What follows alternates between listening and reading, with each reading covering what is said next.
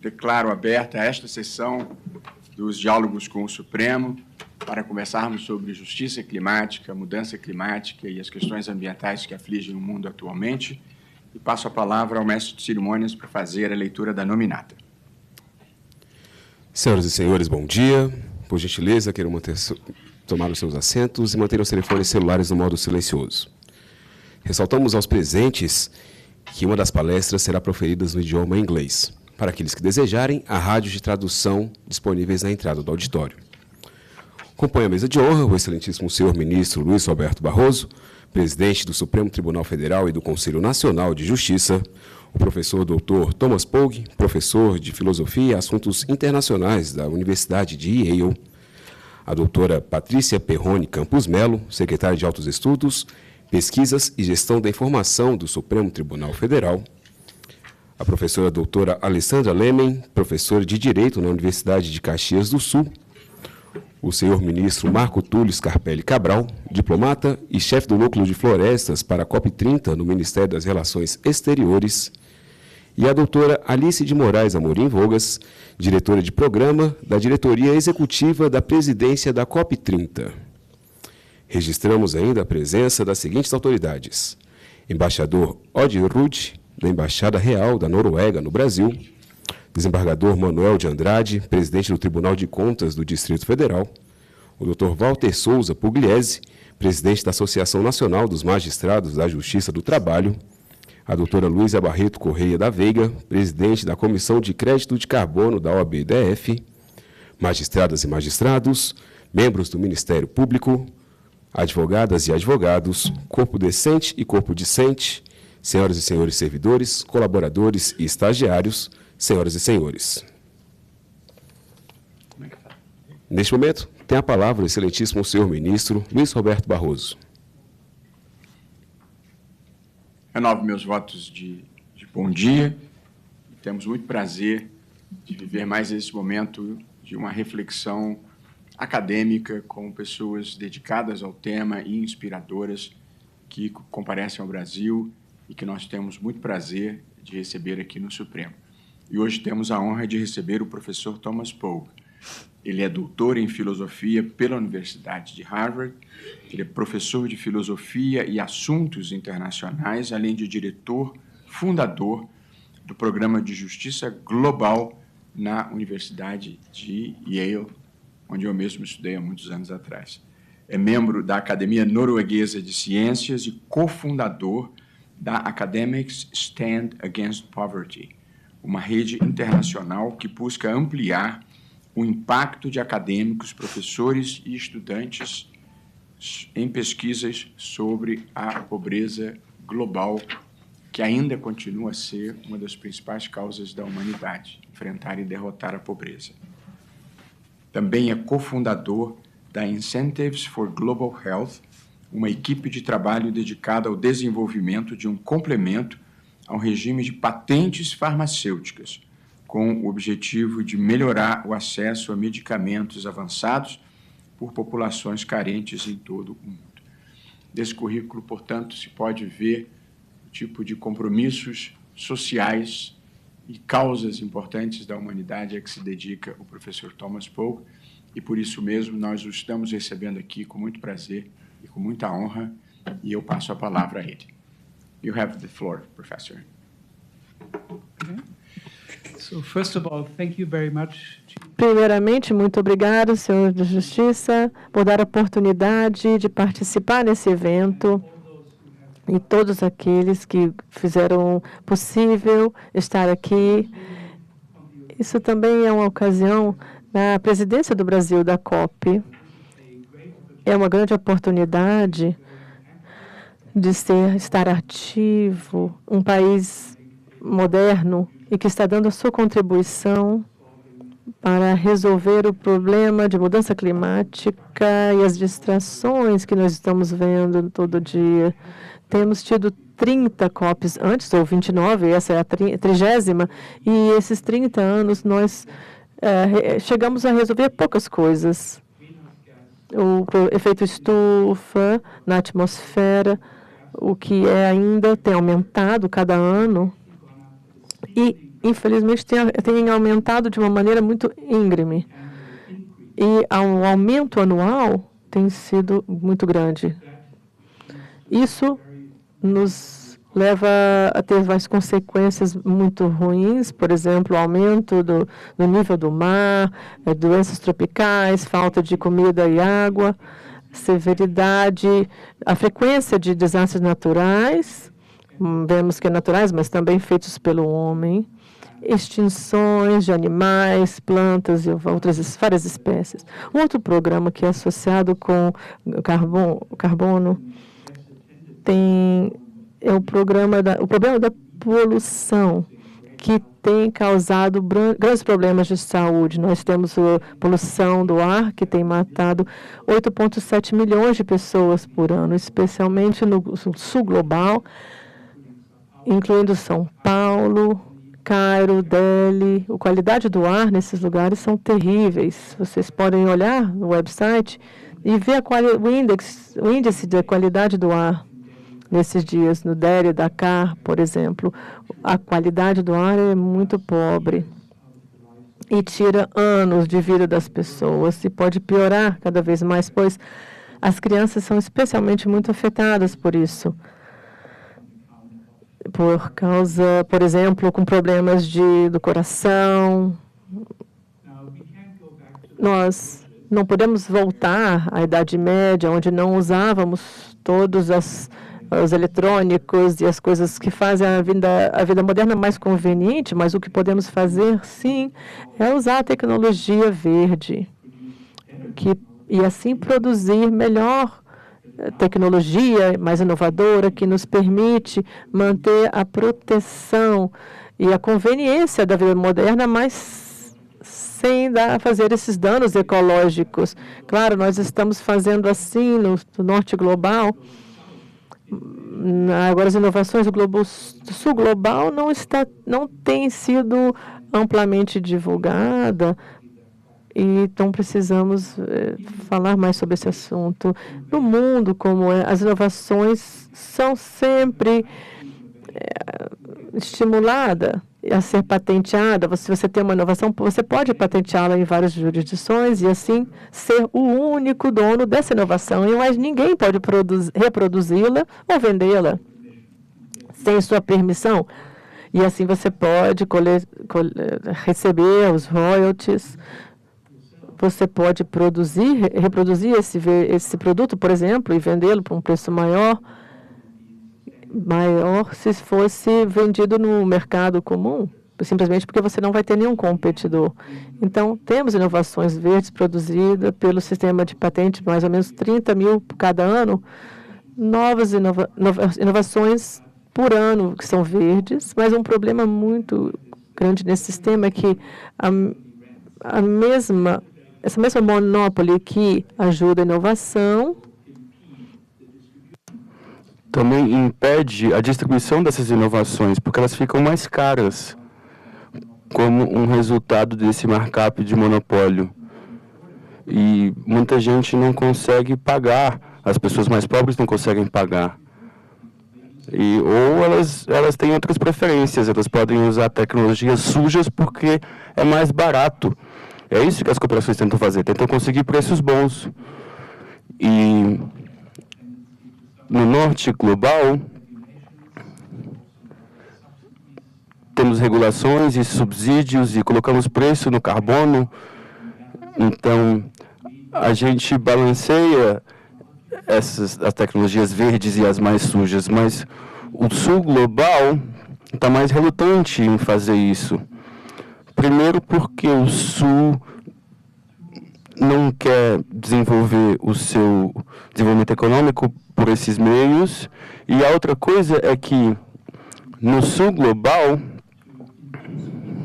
você consegue induzir as pessoas a usarem as novas tecnologias verdes e você está perdendo dinheiro para o norte global, porque todas as patentes são dominadas pelo norte. Os países do norte têm uma vantagem nesse capital econômico e humano.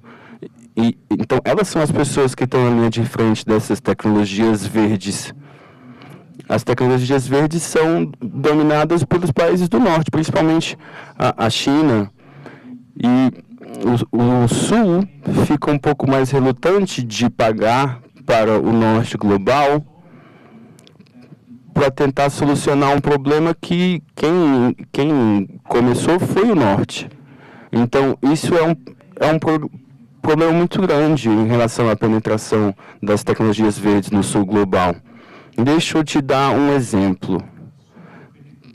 Tem uma tecnologia muito crítica que é usada para tirar a eletricidade do carvão. Essa tecnologia é de uma empresa japonesa e eles cobram 1,5 milhões de dólares pela permissão para usar essa tecnologia a cada 600 megaboilers.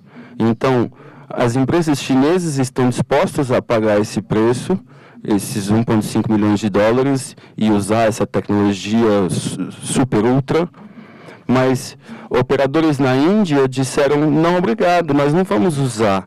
Nós vamos usar uma tecnologia mais antiga, que produz 30% mais de poluição em cada unidade de eletricidade produzida. E isso é um resultado horrível, porque nós temos essa tecnologia que é melhor, que está disponível, mas não está sendo utilizada. E essas empresas de eletricidade, as plantas que eles produzem vão existir pelos próximos 30 anos, e nesse período a gente vai ter uma poluição extra causada pela utilização de uma tecnologia menos limpa. Então, vamos olhar para a solução que eu estou propondo. Eu estou propondo a criação de um fundo ecológico, um fundo de impacto ecológico. Isso vai criar uma nova opção para inovações verdes, digamos assim. E essa opção só está disponível para o sul global, com países que têm uma renda per capita baixa. E nesses países, o inovador tem uma escolha. Ele pode insistir nos privilégios de patente e ser pago pelo monopólio, ou então eles podem abrir mão desse privilégio e receber incentivos relacionados a essa inovação. Então, quanto mais a inovação for utilizada e mais impacto ela tiver, mais dinheiro o inovador recebe.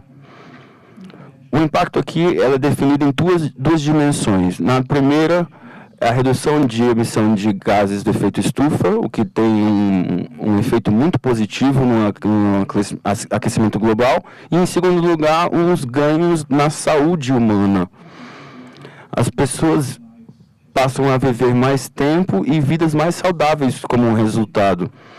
Essas duas métricas podem ser integradas em uma só, e toda a distribuição que esse fundo faz todos os anos é dividido entre os participantes inovadores, proporcionalmente ao impacto ecológico que cada um deles atingir.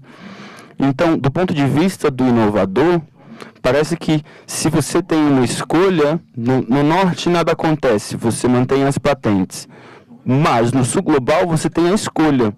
Você pode registrar esse impacto ecológico, ou você pode ficar com o privilégio da sua patente.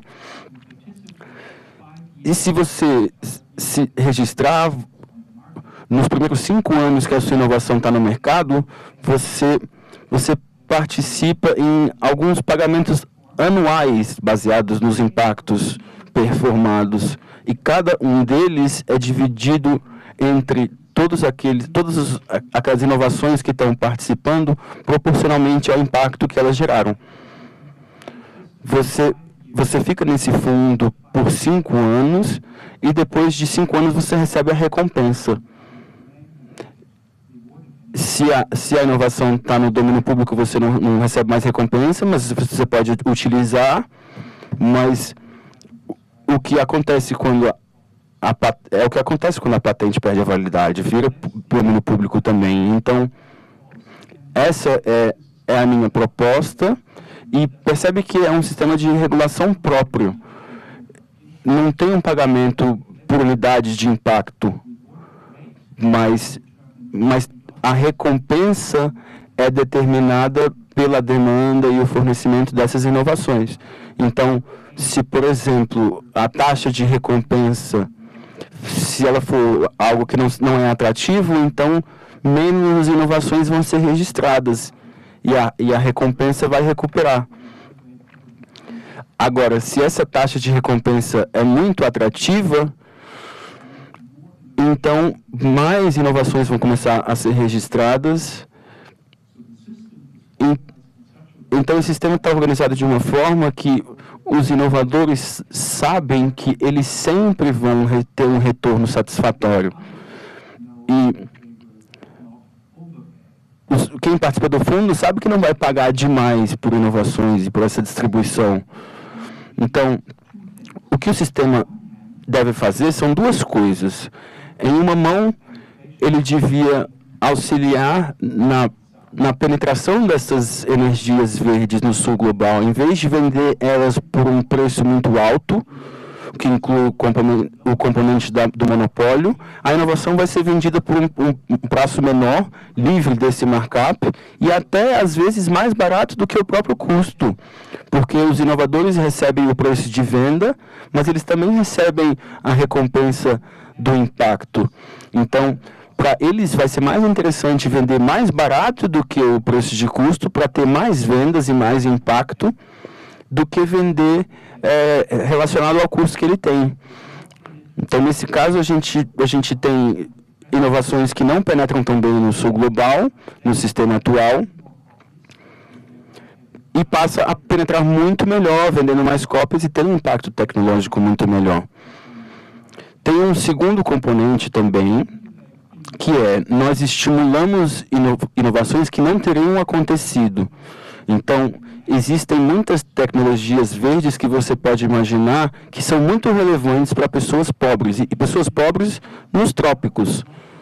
Essas inovações não são desenvolvidas, porque se você desenvolver essa inovação, para quem que você vai vender? Você não vai conseguir uma renda vendendo essa tecnologia para pessoas pobres. Então, nós temos setores de inovações verdes que estão caminhando muito lentamente. Geralmente com doações ou coisas nesse sentido, mas muito lentamente.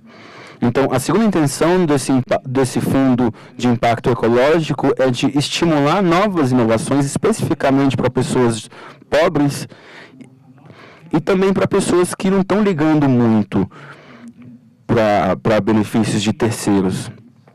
A maioria das tecnologias verdes dão os seus benefícios geralmente a terceiros.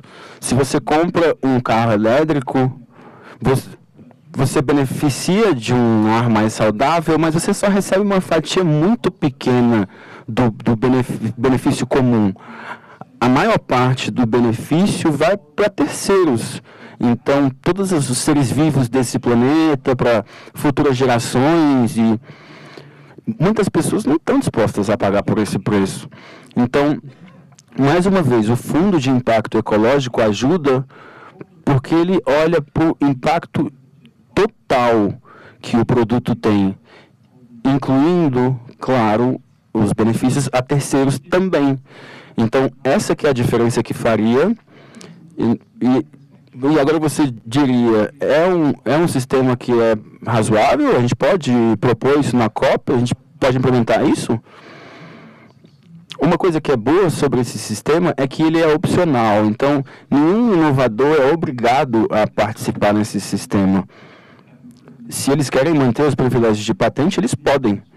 E isso vai minimizar a resistência relacionada aos inovadores verdes. A grande questão é quem que vai pagar por isso. E a resposta óbvia é que, inicialmente, tem que ser os Estados Unidos, porque Nós precisamos de mais perspectiva para esses inovadores. Os inovadores querem ter certeza que nos próximos 5 anos, onde eles vão ser recompensados, de 2027 a 2032, eles têm que saber que vai ter dinheiro, que o fundo vai recompensar eles monetariamente. Esse dinheiro ele tem que ser garantido, e ele tem que ser garantido pelos países do norte. E isso me parece ser uma solução muito óbvia quando a gente fala de justiça climática, porque os países do norte são responsáveis pela grande maioria dos problemas que a gente tem relacionados à poluição e também mudanças climáticas. Eles causaram esse problema, mas também é importante lembrar que eles também se beneficiaram da própria poluição deles. As atividades que causaram poluição são atividades que ajudaram eles a gerar grandes riquezas e grandes vantagens econômicas e lideranças em cima do sul global. Então, o que eu peço é que eles abram mão um pouco desses benefícios que geraram danos para os outros, pelo bem de reduzir esses impactos, protegendo os interesses daqueles que foram afetados pela poluição. Então, os países ricos já prometeram financiamento para essas questões. Eles já juntaram 100 bilhões. O Azerbaijão prometeu aumentar isso para 3 bilhões para o ano de 2035. O que eu tô pedindo é que uma pequena fração desse dinheiro seja gasto em coisas como esse fundo de impacto ecológico. Você deve me perguntar, será que a gente não está já gastando dinheiro efetivamente? A resposta é não, nós não estamos. Recentemente, eu escutei no comitê do FCCC e eu descobri como que eles funcionam. Eu observei por 2 dias e o que eles fazem é que eles olham para o dinheiro que eles gastaram e eles decidem sobre cada dólar. Esse dólar é gastado em financiamento climático ou não? E eu fiz a pergunta, e sobre a eficiência? Será que a gente gasta de uma maneira eficiente? E eles responderam, essa não é a nossa missão, a gente tem nada a ver com a efetividade. Então, a única pergunta que eles fazem é relacionado ao clima ou não é? E é óbvio que os países ricos vão tentar gastar dinheiro de uma forma que faz contar como financiamento climático, mas que também serve por outros com um intuito político. Então, dá para entender que a Alemanha prefere gastar o dinheiro do financiamento climático em Siemens, que é uma empresa alemã. O que eles não iam querer fazer, mesmo que fosse eficiente, é gastar dinheiro de uma forma que vai beneficiar uma empresa chinesa. Isso é muito óbvio. Isso não é só a Alemanha. Qualquer país vai pensar isso, vai dizer, tá, tem que contar como financiamento climático, mas vamos ver também outras propostas que a gente pode servir com esse mesmo dinheiro. Frequentemente também é contado como assistência de desenvolvimento. Então, o dinheiro está ali, tem dinheiro suficiente para esse fundo. Já tem mecanismos de administração que vai canalizar o dinheiro para esse fundo. O que falta é o que a gente está tentando gerar, que é o entendimento que esse fundo vai ser muito efetivo, muito mais efetivo do que como está sendo gasto atualmente. Isso também vai promover justiça de uma maneira muito importante, porque isso vai canalizar tecnologias verdes para pessoas pobres. Pessoas que geralmente o sistema de patentes hoje em dia ignora. Então, essa é uma versão breve desse impacto ecológico, e a minha visão é que a gente pode considerar isso no contexto da liderança do Brasil na COP. Acho que vai ser um excelente contraponto para esse sentimento de nacionalismo que está se espalhando pelo mundo, e um sinal que colaborações multilaterais, pelo bem moral, por gerar um bem-estar global, que esse tipo de multilateralismo ainda não está morto. Muitíssimo obrigado.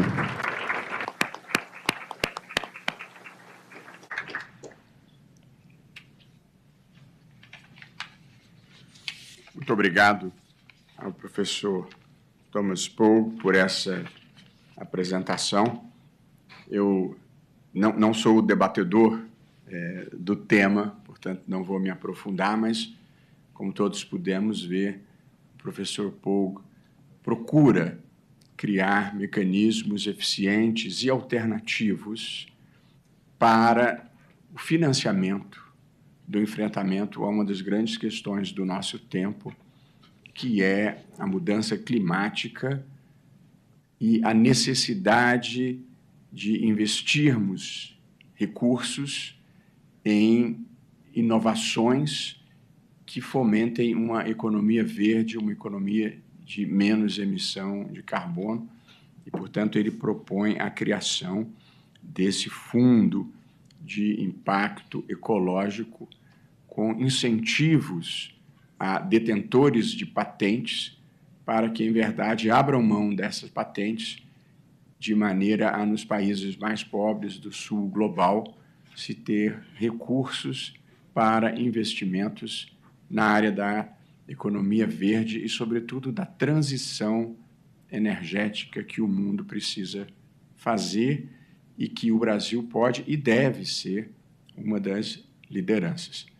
Eu não vou debater esse tema, porque nós temos 3 importantes debatedores, e eu me propus, professor, Patrícia e queridos amigos, a fazer uma coisa um pouco mais básica, que é compartilhar as grandes preocupações que existem hoje no Brasil e no mundo em relação ao tema da mudança climática, do aquecimento global e das dificuldades que têm sido enfrentadas para atender de maneira eficiente as demandas de superação do problema, e uma das dificuldades é precisamente o subfinanciamento, as dificuldades de se obterem recursos para avançar nessa agenda.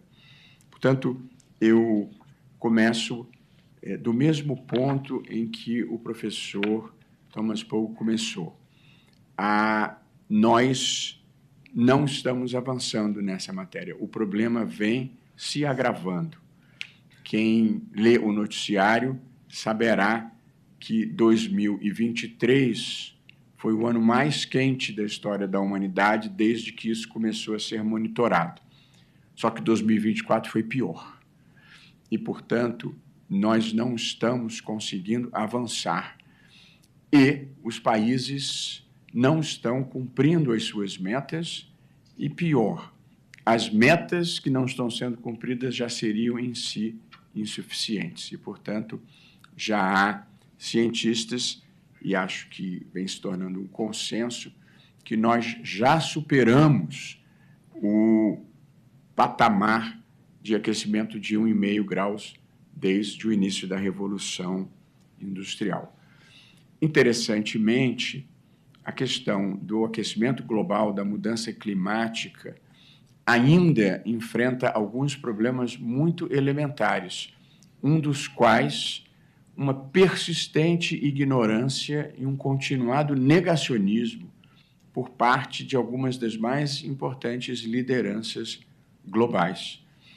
E esse já é um problema difícil de enfrentar quando se quer enfrentá-lo. Quando se ignora esse problema, por evidente, ele vai se tornando mais grave.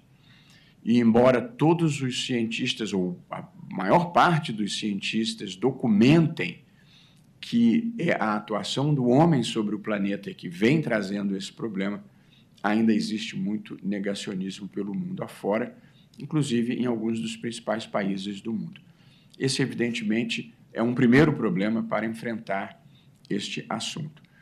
A segunda dificuldade é que a política, de uma maneira geral, ela se move por objetivos de curto prazo, que são os ciclos eleitorais.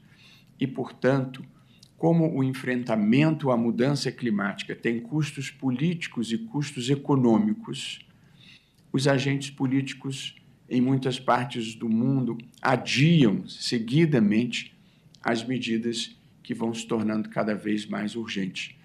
Porque, na verdade, as emissões que se produzem hoje e o impacto que se produz hoje sobre o meio ambiente, na verdade, só vão produzir as suas consequências negativas daqui a 25 anos, daqui a 50 anos. Portanto, há um certo desincentivo à iniciativa política.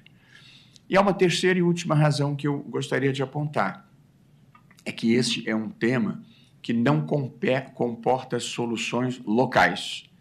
O enfrentamento à mudança climática e a necessidade de diminuir o aquecimento global só comporta soluções globais, porque, evidentemente, as emissões que ocorrem na China, nos Estados Unidos, na Alemanha ou na Noruega não impactam apenas esses países, mas impactam todos os países do mundo, assim como a poluição do oceano não impacta apenas os países onde ela ocorre, porque isso se dissemina pelo mundo. Portanto, a necessidade de soluções globais, que envolvem mais de uma centena de países, também representa uma dificuldade. Portanto, do meu ponto de observação, de alguém que estuda esse tema,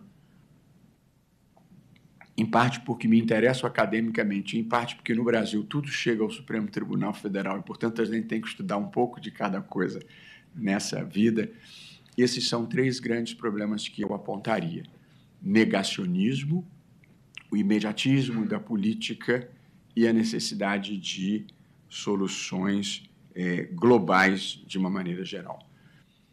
No mundo em geral, e agora falando na perspectiva de um juiz, que é a que me cabe, para usar uma expressão, eu não sei se ela é traduzível, mas para usar o meu lugar de fala, na perspectiva de um juiz, a primeira reflexão que cabe fazer é por que o judiciário deve ter algum grau de interferência nessa questão. Por que os tribunais, sobretudo uma Suprema Corte, deve ter algum grau de interferência numa questão que parece ser essencialmente política? Também aqui eu agrupei três linhas de razão. Quem me conhece sabe que eu gosto de agrupar as coisas em três, mas, na verdade, há explicações filosóficas e psicológicas para esse meu hábito de classificar em três. Só não vou ter tempo de fazer a derivação agora para explicar por quê. Mas, dizia eu, há três grandes linhas de razões pelas quais o Poder Judiciário interfere nessa matéria. Eu estou falando um pouco mais devagar do que de costume para facilitar a tradução simultânea. A primeira delas é que, ao longo dos anos, progressivamente, se passou a considerar o tema da proteção ambiental, o tema da mudança climática e do seu enfrentamento como um direito fundamental. Essa foi uma transformação importante na compreensão do problema e já houve uma decisão da Corte Interamericana de Direitos Humanos nesse sentido e uma decisão minha mesmo aqui no Supremo, considerando que esses tratados e acordos que enfrentam a mudança climática devem ser tratados como tratados de direitos humanos. Portanto, essa é uma primeira virada de chave, eu diria, na compreensão do tema. A mudança climática e o impacto que ela produz sobre o mundo, sobre os países e sobre as pessoas envolve uma questão de direito fundamental, porque um meio ambiente ecologicamente equilibrado não deixa de ser um pressuposto para o exercício de outros direitos. Quando, há muitos anos, atrás eu comecei a me interessar pela questão ambiental e pela mudança climática, o grande mote era: este é um tema de justiça intergeracional. Nós precisamos nos preocupar com o desenvolvimento sustentável, porque as novas gerações não podem consumir os recursos da terra e deixar a escassez e as dificuldades para as próximas gerações. Portanto, o conceito de desenvolvimento sustentável era esse: não consumir recursos que comprometessem a viabilidade das futuras gerações. Pois hoje nós já não estamos mais falando apenas numa questão de justiça intergeracional, porque a afetação dos direitos fundamentais das pessoas, dos direitos humanos, está se dando aqui e agora. E basta olhar o que aconteceu no Brasil recentemente. Não sei se o professor Thomas Paul está familiarizado, mas nós tivemos a mais prolongada seca na história da Amazônia, com o comprometimento da sustentabilidade das populações nativas, das populações tradicionais. Nós tivemos queimadas fora de controle no Pantanal e tivemos, no ano passado, as inundações trágicas no Rio Grande do Sul, em que a cidade de Porto Alegre, a capital do Rio Grande do Sul, ficou quase que inteiramente submersa. Eu mesmo tive a oportunidade de ir lá e de sobrevoar a cidade, com áreas inteiras alagadas, no que isso impactou em vidas, pessoas morreram, no que isso impactou a moradia das pessoas, milhares de pessoas tiveram que se mudar para abrigos e perda de propriedades.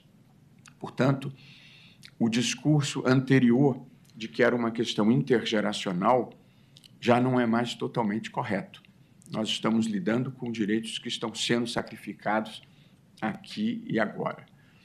A segunda razão que justifica a intervenção do Poder Judiciário, eu já mencionei, é a persistência inércia dos poderes políticos, dos poderes eletivos, pela falta dos incentivos adequados para a atuação no enfrentamento à mudança climática e à questão ambiental.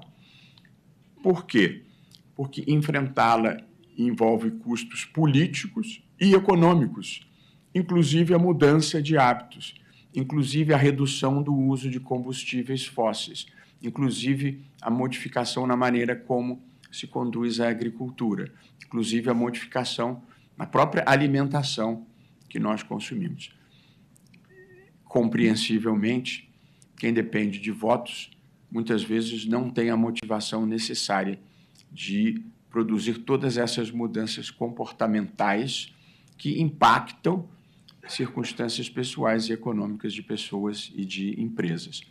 De modo que o judiciário muitas vezes precisa intervir para sanar as omissões dos poderes políticos por não protegerem esses direitos fundamentais. E a terceira razão é a de que os poderes políticos, os poderes eletivos, no legislativo e no executivo, eles são poderes majoritários. Eles são eleitos pela maioria da população, como é próprio de uma democracia. As maiorias governam. Só existe um poder que é customizado para proteger as minorias. É o Poder Judiciário.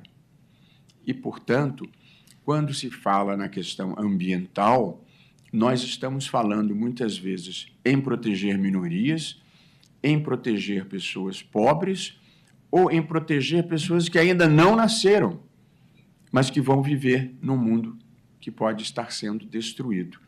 E, portanto, como os poderes políticos majoritários não estão aqui para proteger minorias, o judiciário muitas vezes precisa ingressar em cena, step in, para desempenhar esse papel.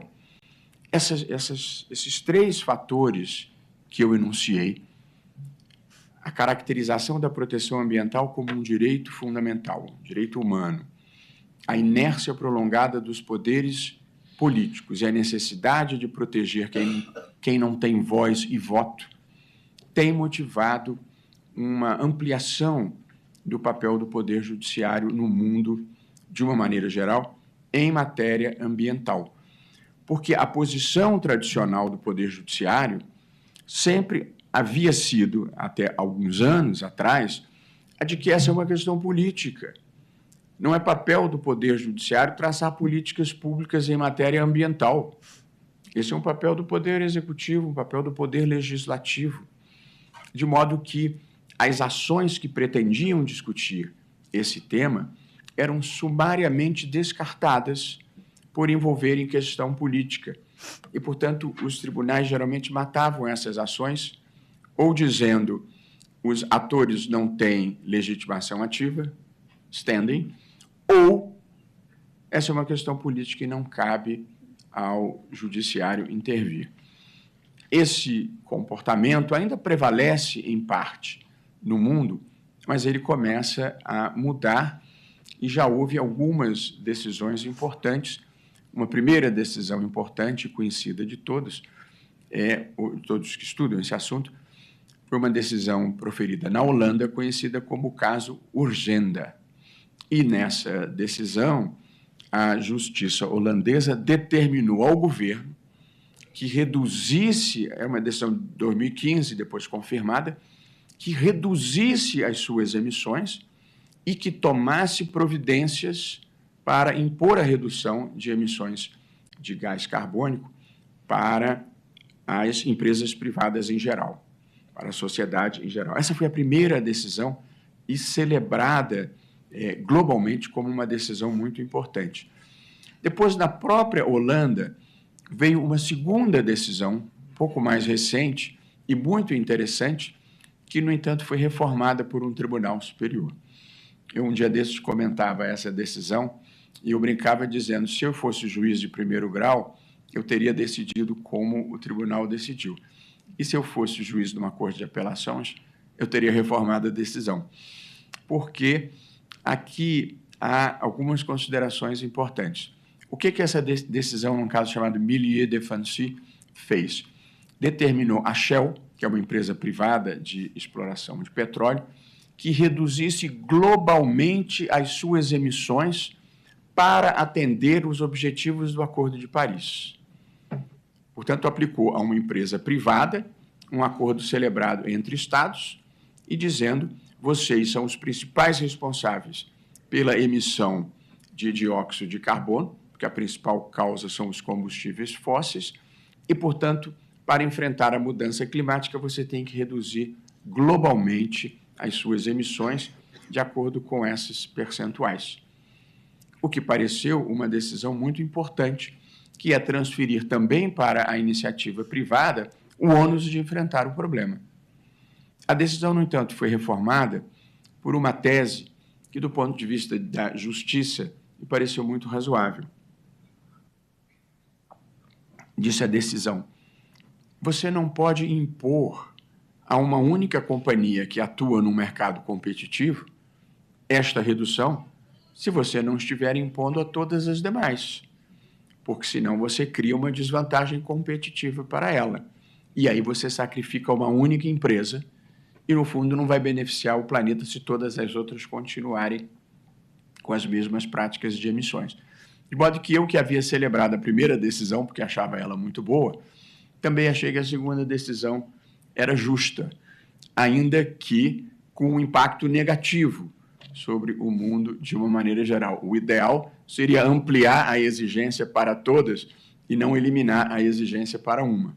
Mas, na verdade, considerando a vida de um ponto de vista, digamos, de uma certa ética kantiana, você deve produzir soluções universalizáveis.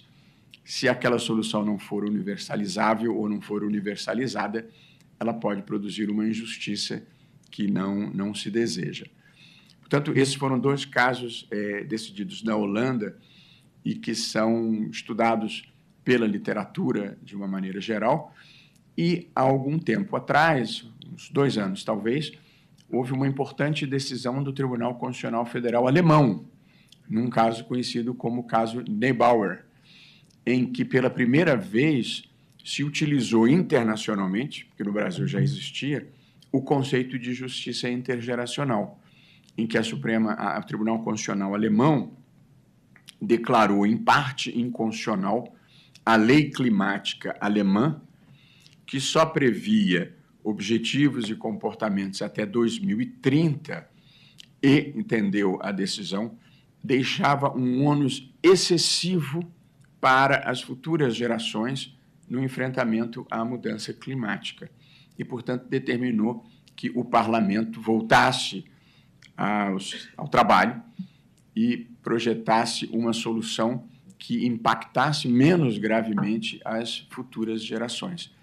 Portanto, já houve algumas decisões internacionais importantes em matéria de proteção ambiental e de enfrentamento à mudança climática que merece registro, e há ações e há consultas pendentes perante tribunais internacionais com uma tentativa de fazer com que o mundo se conscientize de que esse é um problema que precisa ser enfrentado, e o que nós verificamos é que ele tem se agravado. No Brasil, nós tivemos aqui no Supremo Tribunal Federal 3 decisões que eu vou brevemente mencionar, que ilustram o papel do Judiciário brasileiro e da Suprema Corte no tratamento do tema da justiça climática, que é, na verdade, o tema da nossa conversa. Porque a justiça climática é um conceito que procura identificar a melhor forma de se distribuírem responsabilidades e ônus no enfrentamento da questão climática.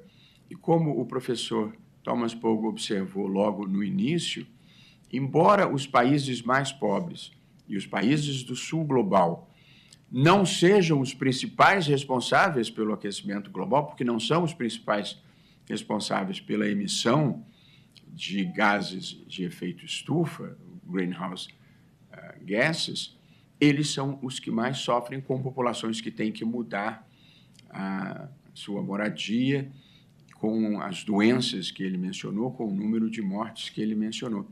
Portanto, também aqui existe uma injustiça global, além de muitas outras que já existem. Quem causa o dano não é quem sofre mais intensamente com ele.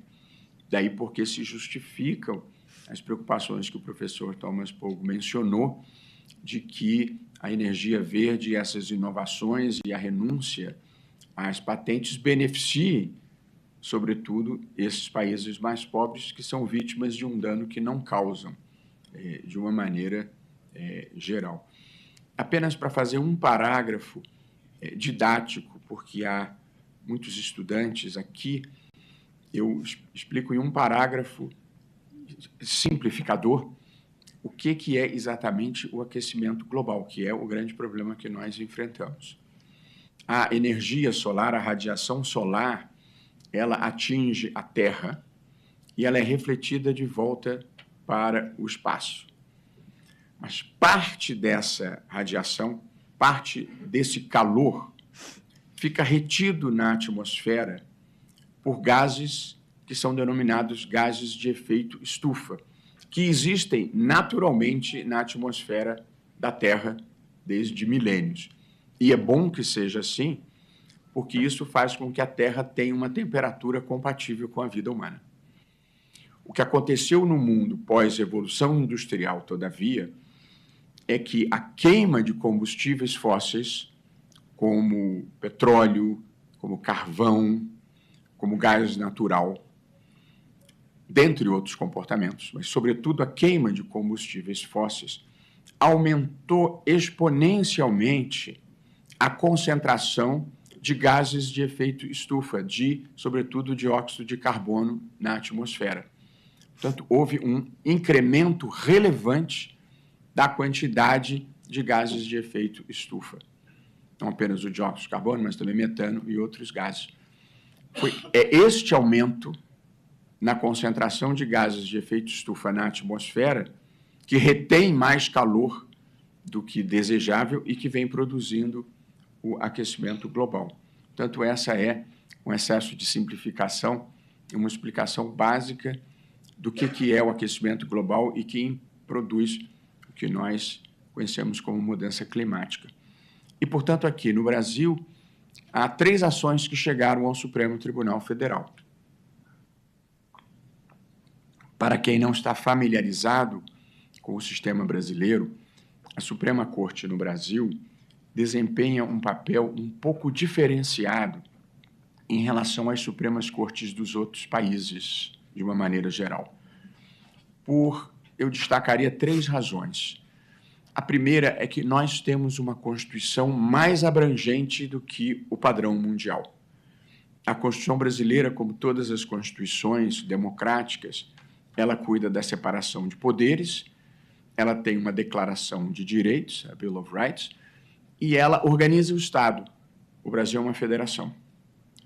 Mas, além disso, a Constituição brasileira também cuida da Seguridade Social, do sistema tributário, do sistema orçamentário, do sistema de saúde pública, do sistema de educação, do sistema de proteção às comunidades indígenas, do modelo de intervenção do Estado no domínio econômico, da organização dos servidores públicos, civil servants.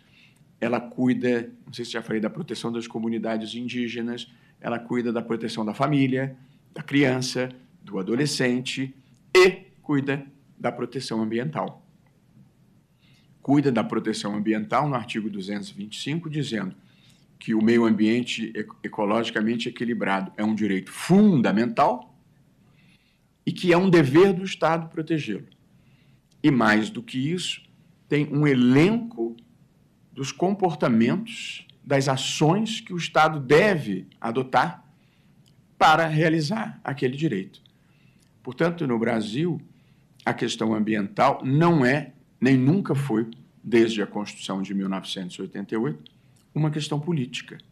Aqui sempre foi uma questão jurídica e amplamente judicializada perante o Supremo Tribunal Federal, inclusive.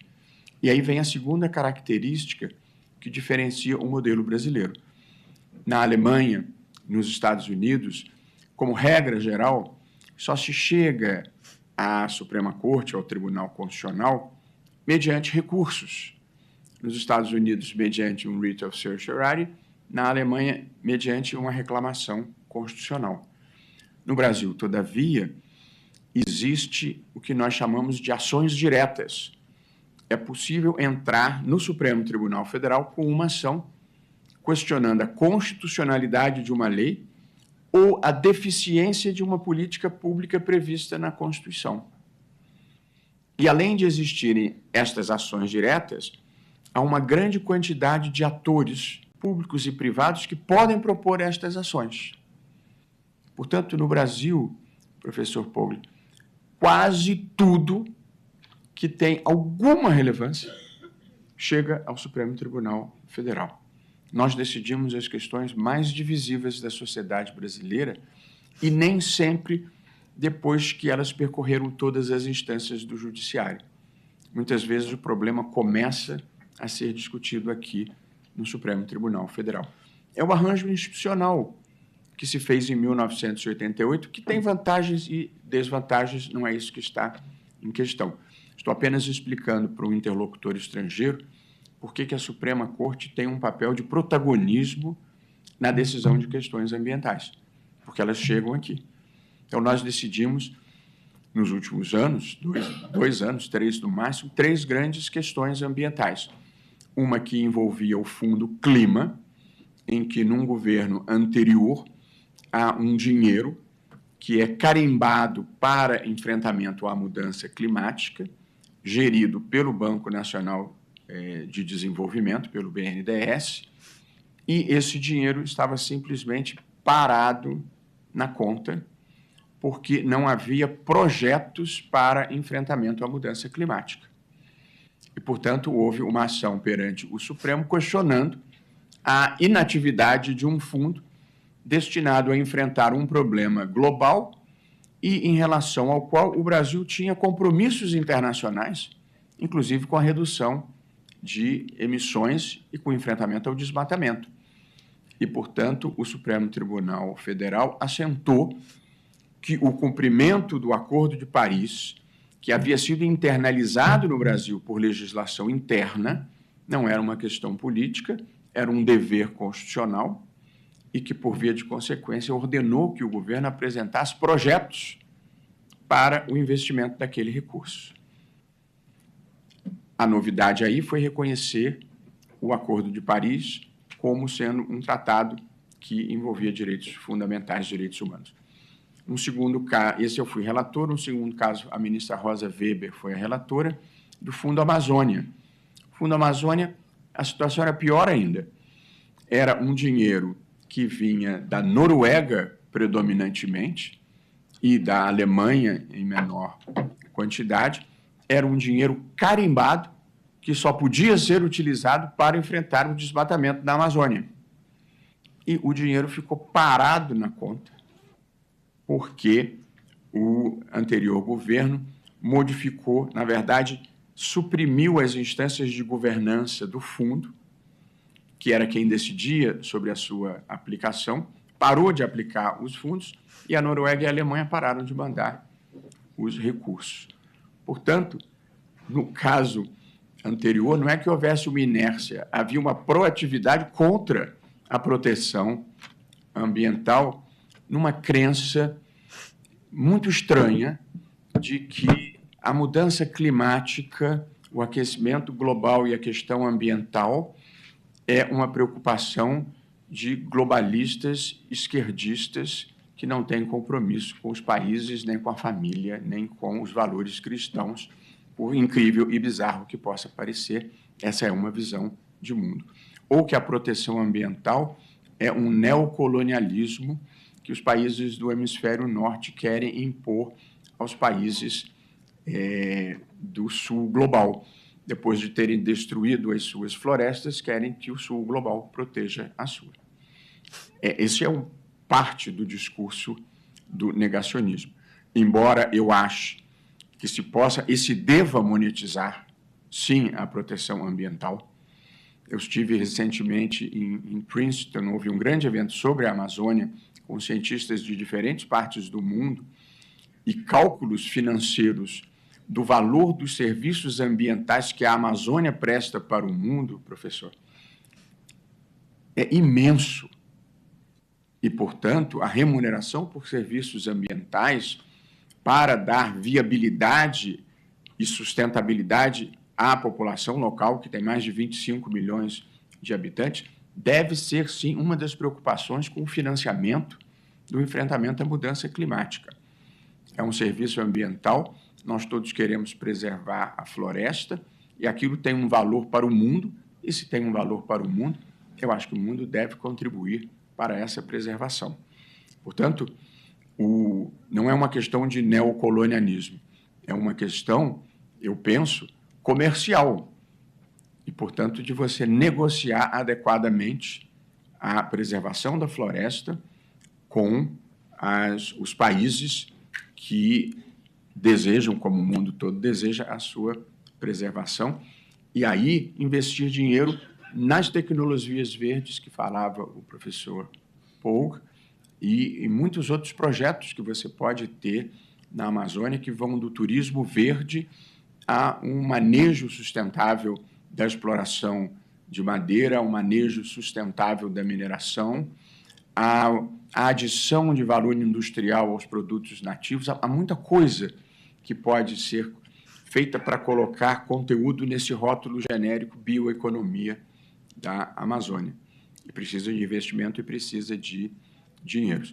Portanto, o discurso do neocolonialismo é uma bobagem de uma visão estreita, eu penso, da vida, mas a importância de se dar valor à preservação e trazer proveitos a quem trabalha pela preservação, eu acho que é muito importante. São coisas diferentes e que, em rigor, até acho que se contrapõem.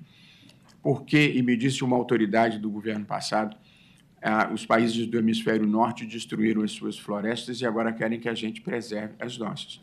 Eu disse, o senhor tem toda a razão, mas não é um bom motivo para a gente não preservar as nossas. Portanto, nós queremos fazer diferente e queremos fazer melhor. E o Brasil tem todas as condições, eu vou acabar, deu o meu tempo, para ser uma grande liderança ambiental global. Então, tivemos o Fundo Clima, o Fundo Amazônia e a última decisão em que o Supremo, já sob o novo governo, não declarou o estado de coisas inconstitucional na proteção ambiental, como se pedia, mas determinou o reaparelhamento, a reestruturação das agências governamentais que foram desmontadas, que eram a de proteção ambiental, como o IBAMA, e de proteção às comunidades indígenas, como a FUNAI, porque a experiência revela que as áreas indígenas demarcadas, legitimamente demarcadas, que ninguém defende picaretar, não pode botar meia dúzia de índios para querer tomar a terra, mas onde há uma reivindicação legítima e área demarcada, são as áreas de melhor preservação ambiental no país. As comunidades indígenas prestam um grande serviço ambiental para o país de uma maneira geral. E, portanto, o Supremo determinou a reestruturação, o reaparelhamento das instituições de proteção ambiental e de proteção às comunidades indígenas. Mas, dizia eu, o Brasil tem tudo para ser a grande liderança global, porque nós temos energia predominantemente limpa. O Brasil tem 3 vezes a média mundial em produção de energia limpa, porque aqui a energia é predominantemente fluvial, das hidroelétricas, elas causam algum impacto ambiental na sua construção, mas a energia que produz é limpa, porque é originária da água. Nós temos um dos maiores potenciais de energia renovável do mundo, que é a energia solar, energia eólica, que é a do vento, e a biomassa. Tem pesquisas inovadoras interessantíssimas com a cana-de-açúcar como fonte de combustível, inclusive para a aviação. E nós temos a Amazônia, que é a maior prestadora de serviços ambientais do mundo, pela preservação da biodiversidade, pelo seu papel no ciclo da água e das chuvas. Aqui no Brasil se dizia, em tempos recentes, passados, que havia uma contradição entre a preservação ambiental e o agronegócio. A complementaridade é vital, porque sem a preservação ambiental, sem as chuvas que vêm da Amazônia, não haveria esse boom de produtividade que nós temos hoje no centro-oeste brasileiro, em que o agronegócio é, hoje, o setor mais fortalecido, eu diria, da economia brasileira. Há uma interdependência direta entre uma coisa e outra. Portanto, biodiversidade, papel no ciclo da água e no ciclo da chuva. Quase 20% da água doce jogada no Oceano Atlântico vem do Rio Amazonas. E, por fim, a Amazônia é a maior armazenadora de carbono do planeta pelo processo da fotossíntese. Portanto, o Brasil tem esse papel muito importante, que é o de ser uma grande liderança ambiental. Mas, inclusive, para fazer a transição energética que nós precisamos fazer, que é passar do combustível fóssil para a energia renovável. E aqui, professor, para fazer um pequeno comercial, no Poder Judiciário, o Conselho Nacional de Justiça, que eu também presido, já determinou a todos os tribunais do país, 91, mais o Supremo, 92, que fizessem um inventário das suas emissões, que fizessem um plano de redução das emissões e, na sequência, um plano de compensação das emissões para termos um judiciário carbono zero até 2030. E aqui no Supremo nós já fizemos as parcerias, 90% da energia do Supremo vai ser, até o final desse ano, de energia fotovoltaica, portanto, de energia renovável. Abolimos as garrafas plásticas, trocamos todas as lâmpadas por lâmpadas LED e trocamos a frota de carros por carros híbridos, que é a contribuição que a gente pode dar aqui. Em matéria ambiental, eu gosto de dizer, a gente na vida não deve deixar de fazer o pouco que pode por não poder fazer tudo o que gostaria de fazer. Portanto, estamos fazendo a nossa parte. São essas, queridos amigos, as minhas ideias, contextualizando o tema da mudança climática, do aquecimento global, da proteção ambiental e fazendo a conexão com o tema do professor Thomas Pogge, que é esta criação de mecanismos de financiamento de energia verde para acelerarmos a atuação dos países, inclusive, sobretudo, do Sul global, no enfrentamento dessa que é, talvez, a questão mais definidora da nossa época, do nosso tema e da nossa geração e dos nossos compromissos para não deixarmos um planeta arruinado para as futuras gerações. Muitíssimo obrigado a todos.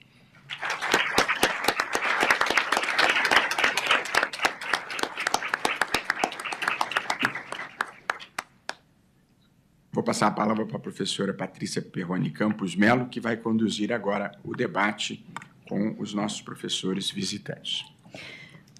Bom dia a todos. Muito obrigada, professor Pogge e ministro Luiz Roberto Barroso, pela oportunidade de ouvir suas ideias a respeito do enfrentamento às mudanças climáticas. A gente passa agora por uma breve discussão a respeito dessas ideias. Eu queria agradecer aos debatedores que disponibilizaram seu tempo para estar aqui conosco. Nós temos 3 debatedores, Alessandra Lemmem, Marco Túlio Scarpelli Cabral e Alice de Moraes Amorim Vogas. Eu vou passar sucessivamente a palavra a cada um deles, depois de apresentá-los brevemente, e, na sequência, a gente retorna com a palavra ao ministro Barroso e ao professor Pogge para comentários sobre os comentários ou respostas às perguntas. Portanto, vou começar com a professora Alessandra Lemmem. A professora é presidente da Comissão de Direito Ambiental da OAB, professora no programa de mestrado e doutorado em Direito da Universidade de Caxias do Sul, laureada no programa pós-doutoral Make Our Planet Great Again, da Presidência da França, doutora em Direito Internacional pela Universidade Federal do Rio Grande do Sul e mestre em Direito Ambiental pela Universidade de Stanford. Professora Alessandra, com a palavra. Bom dia a todos. Doutora Patrícia, muito obrigada pela gentil apresentação. Obrigada também ao ministro Luiz Roberto Barroso, ao professor Thomas Pogge. É uma alegria rever no Brasil o professor Thomas Pogge. E é uma alegria também ter a oportunidade de discutir, em plena véspera do Dia Mundial do Meio Ambiente, esse tema que me é tão caro, que é o tema da justiça climática. Eu tenho o privilégio de acompanhar a ideia, o desenvolvimento da ideia do EIF, que é o fundo proposto e apresentado hoje pelo professor Pogge, mas eu quero talvez dar um passo atrás e retomar o que disse o ministro Barroso com relação ao conceito de justiça climática. Me parece que, evidentemente, o EIF é um instrumento de concretização da justiça climática, sob qualquer prisma que nós entendamos esse conceito, mas me parece também que não existe uma ideia unívoca do que seja a justiça climática. Mas o cerne da ideia, de qualquer maneira, me parece ser um fato indisputável, me parece, de que as mudanças climáticas afetam desproporcionalmente os mais vulneráveis. O Nicholas Stern resume muito bem essa ideia, dizendo que geralmente são as pessoas mais pobres que são atingidas mais cedo e com mais força. Os que menos contribuíram para as emissões estão sempre entre os mais severamente afetados. Então, eu usaria esse ponto de partida para que nós entendamos qual é o tópico, de uma maneira didática, talvez o tópico desse nosso debate de hoje. O mais recente relatório do IPCC, o R6, consagrou a importância da ideia de justiça climática, vinculando as mudanças climáticas a padrões históricos de exploração de recursos naturais e a padrões históricos de desenvolvimento socioambiental. Eu diria ainda que a ideia de justiça climática tem dois elementos. Um elemento espacial, ou geográfico, ou geopolítico, talvez, que consiste na, já referida hoje nas apresentações do professor Poggi e do ministro Barroso, na necessidade de que os países desenvolvidos de industrialização antiga provejam recursos àqueles que, ao mesmo tempo, não completaram seu processo de desenvolvimento e são, como nós dissemos, mais vulneráveis às mudanças climáticas. E um segundo elemento, que é temporal, ou de equidade intergeracional, e o foco do caso Neubauer, citado pelo ministro Barroso, é exatamente esse, que consiste na necessidade de garantir às gerações presentes, e eu gostaria de enfatizar o presentes nesse caso, e futuras, para que vivam em um clima estável e equilibrado. Então, muito resumidamente, eu diria que a ideia de justiça climática parte desse pressuposto de que todos sofrem os efeitos das mudanças climáticas, mas os mais vulneráveis sofrem desproporcionalmente. Então, quando nós falamos de ação, e também, evidentemente, a ideia de justiça climática reforça uma dimensão ética do chamado ação climática. Quando nós falamos em ação climática, nós falamos, eu gosto de enfatizar isso sempre, nós estamos falando de um problema que é, antes de mais nada, existencial. E que, como tal, como problema existencial, é um problema, evidentemente, extremamente complexo. Então, ainda que nós tenhamos consenso científico quanto à existência das mudanças climáticas, quanto às causas antrópicas das mudanças climáticas, e quanto aos impactos, o fato de os impactos das mudanças climáticas serem suficientemente sérios para justificar a elaboração e, sobretudo, a implementação de normas e de políticas públicas para enfrentar esse problema, a elaboração e, em especial, a implementação dessas normas e políticas públicas continua sendo extraordinariamente difícil, em parte pelos motivos mencionados pelo ministro Barroso, e, em especial, eu diria, no âmbito multilateral, que avança, na melhor das hipóteses, de modo incremental. Então, nós tomamos emprestado, eu gosto sempre de enfatizar também, da área de planejamento de políticas públicas sociais, a ideia de problemas perversos, ou wicked problems, que são aqueles problemas que desafiam sua própria solução justamente por conta de interdependências, incertezas, circularidades, interesses conflitantes no esforço para o desenvolvimento da sua própria solução. As mudanças climáticas, no entanto, vão além desse grau de complexidade e são chamadas pelo Richard Lazarus de super wicked problem, ou, em uma tradução imperfeita, um super problema perverso, e isso por conta, e para isso provavelmente ele emula o ministro Barroso, para isso ele lista 3 características. As mudanças climáticas, primeira característica, são sensíveis ao tempo, ou seja, quanto mais se demora para enfrentar o problema, mais difícil será solucioná-lo, ou seja, o tempo não é aqui um elemento neutro.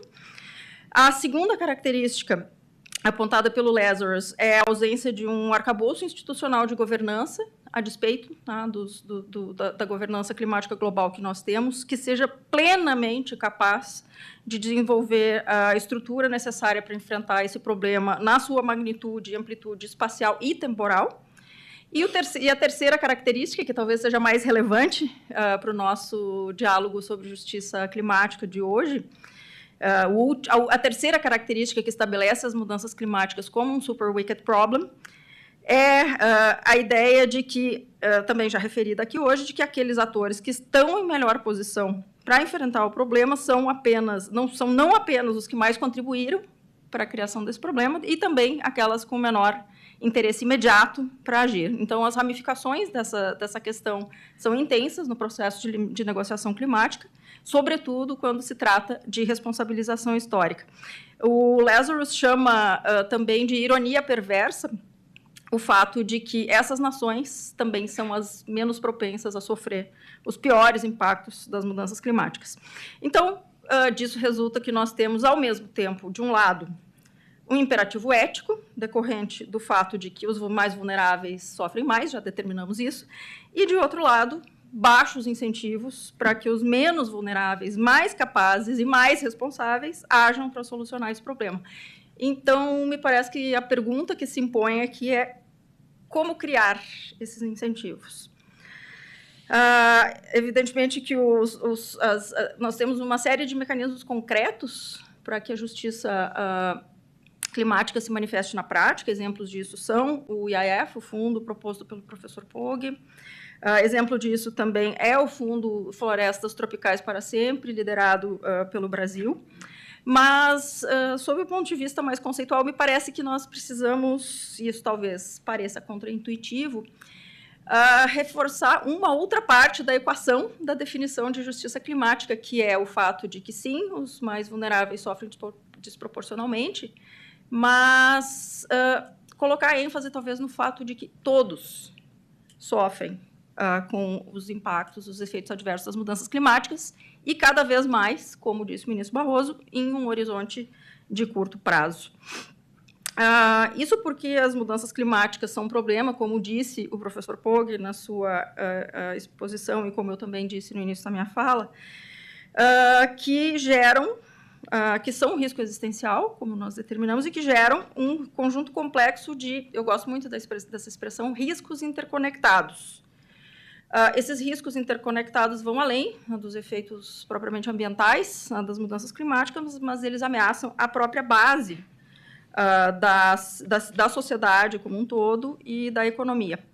Então, eu preciso dizer, eu acho, isso está bastante claro que eu sou do Rio Grande do Sul, eu acho que essa noção de que os efeitos das mudanças climáticas não são mais distantes e abstratos, como a gente supunha quando eu comecei a estudar esse tema há mais de 20 anos. Então, eu acho que isso ficou, no ano passado, dolorosamente claro no meu estado natal. O Rio Grande do Sul teve mais de 90% dos seus municípios afetados pelas inundações, uma área equivalente à do Reino Unido. E eu acho que nós podemos afirmar, sem muito medo de errar, que não existe um cidadão gaúcho que não tenha, mesmo que nós nos diferenciemos, evidentemente, pelos nossos privilégios e pelos nossos níveis de exposição, que tenha saído totalmente incólume do que aconteceu, ao desastre climático que se abateu sobre nós no ano passado. E por que isso é importante para a justiça climática? Se nós sobrepusermos um mapa de vulnerabilidades socioambientais do último censo ao mapa da mancha da inundação do ano passado, a primeira coisa que a gente vai ver é uma coisa esperada, que é o fato de que as áreas pobres sofreram mais com a inundação. Mas nós vimos um fenômeno menos esperado, que é o fato de que o centro de poder e o centro das instituições gaúchas também foi totalmente paralisado pelos efeitos danosos das inundações. Então, eu quero crer que isso impulsionou uma certa mudança de percepção sobre o fato de que, sim, as mudanças climáticas estão acontecendo agora e elas afetam a todos, apesar de afetarem, como a gente disse, mais fortemente os mais vulneráveis. Outra causa importante de mudança de percepção que eu quero frisar aqui, porque eu acho que ela é frequentemente esquecida, é a história oral da comunidade. Então, na medida em que nós temos pessoas que testemunharam a enchente também histórica de 1941 e dizem para o seu entorno comunitário, a enchente de 2024 foi mais grave do que de 1941, mesmo com equipamentos de contenção instalados depois da década de 40, eu acho que isso ressoa no sentido de conscientizar a comunidade e de reduzir o negacionismo referido pelo ministro Barroso. Então, eu já passei um pouco do meu tempo, eu quero rapidamente concluir dizendo que eu gosto bastante para descrever esse tipo de situação de uma expressão de um jovem pesquisador britânico chamado Laurie Laybourne, que chama esses riscos interconectados de derailing risks, o que, mal traduzindo, seriam riscos de descarrilamento da sociedade como um todo, riscos que vão afetar a nossa própria capacidade de resposta coordenada ao problema. Então, me parece que, se as mudanças climáticas são um problema existencial, transversal e, como disse o ministro Barroso, verdadeiramente global, nós não podemos pretender resolvê-las ou tentar resolvê-las sem um instrumental científico e jurídico próprio que dê conta das suas especificidades. E agora, realmente, para encerrar, eu quero dizer que no julgamento da DPF 708, já mencionada aqui pelo ministro Barroso, além dessa virada de chave importantíssima de se considerar os tratados ambientais e climáticos como tratados de direitos humanos, Eu gostaria de também destacar outro ponto do voto do ministro Barroso, que atuou como relator, que eu acho que define com perfeição o desafio que nós estamos enfrentando, que diz que a questão ambiental é uma das questões definidoras do nosso tempo. E, na mesma linha, o ministro Luiz Edson Fachin, no seu voto, disse que não há outra pauta, não há outro problema, não há outra questão. A emergência climática é a antessala de todas as outras. E agora, realmente, concluindo, peço desculpas por ter passado 2 minutos do meu tempo, me parece, então, que é importante entender que, para que nós possamos ter alguma chance de enfrentar com êxito a questão do nosso tempo, nós precisamos entender que as mudanças climáticas não são apenas um problema ambiental, elas são um problema existencial, que gera esse risco, esse conjunto extremamente complexo de riscos conectados, e, finalmente, que as mudanças climáticas têm peculiaridades e um grau de especificidade que exigem resposta, inclusive do direito, igualmente específica. Muitíssimo obrigada.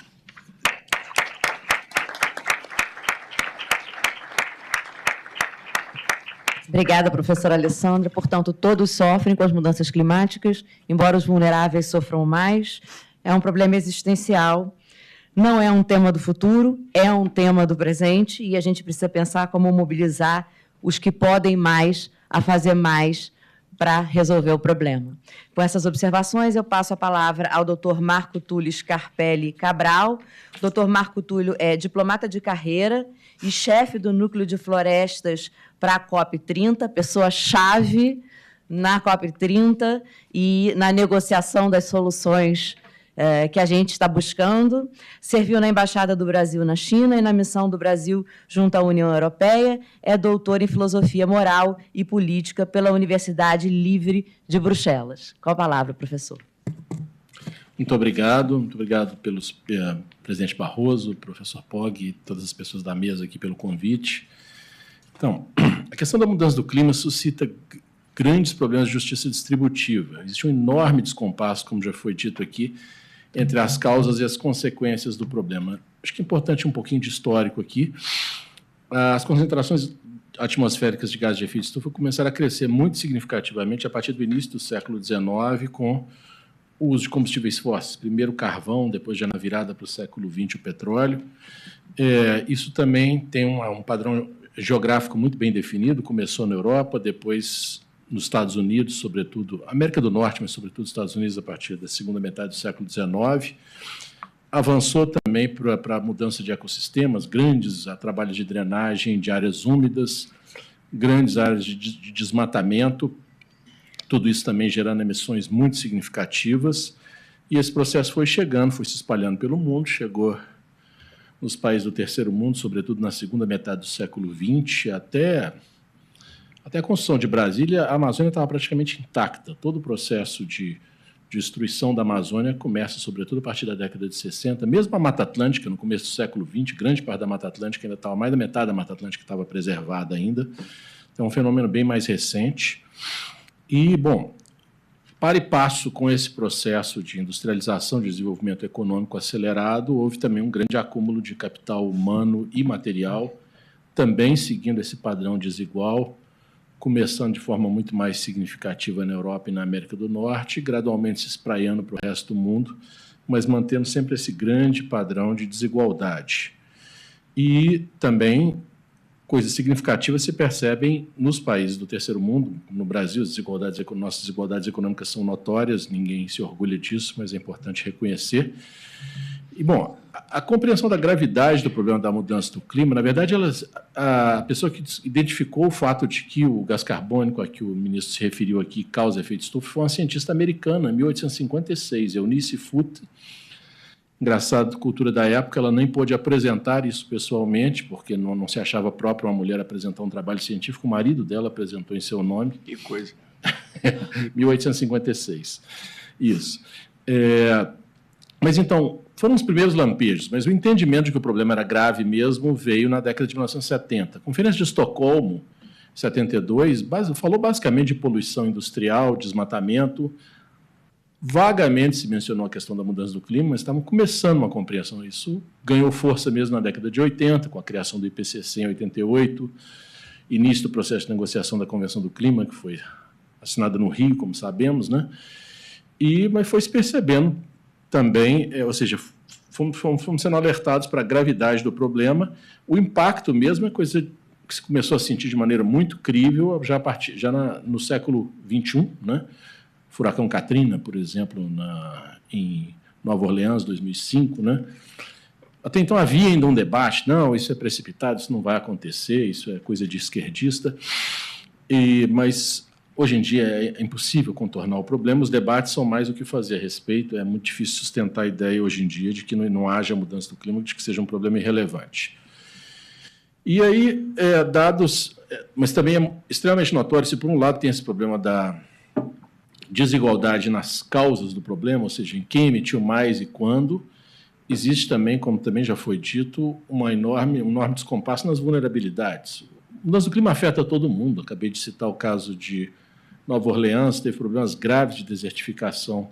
Existem problemas graves de desertificação nos Estados Unidos, acontecendo agora, por exemplo, mas esse problema é notoriamente mais grave nos países pobres, em grande medida porque isso acompanha a capacidade de adaptação das sociedades, que é muito desproporcional. Trazendo um caso para o nosso Brasil aqui, normalmente quem vive em área de risco são as pessoas mais pobres. Vimos isso no Rio Grande do Sul agora, infelizmente. Não é uma regra geral, afeta todo mundo, mas de uma maneira realmente muito desproporcional. Então, tudo isso só ressalta como a questão da justiça climática, os problemas distributivos trazidos à tona pela mudança do clima são incontornáveis, são centrais para as negociações sobre mudança do clima. É com esse espírito que a presidência da COP30 lançou essa ideia, na verdade, no nível do presidente Lula e do secretário-geral da ONU, Antônio Guterres, o chamado Balanço Ético Global, liderado mais especificamente pela ministra Marina Silva, e nós vamos ter o prazer de escutar daqui a pouco a Alice, que vai poder falar um pouco mais sobre os planos da presidência da COP30 a esse respeito.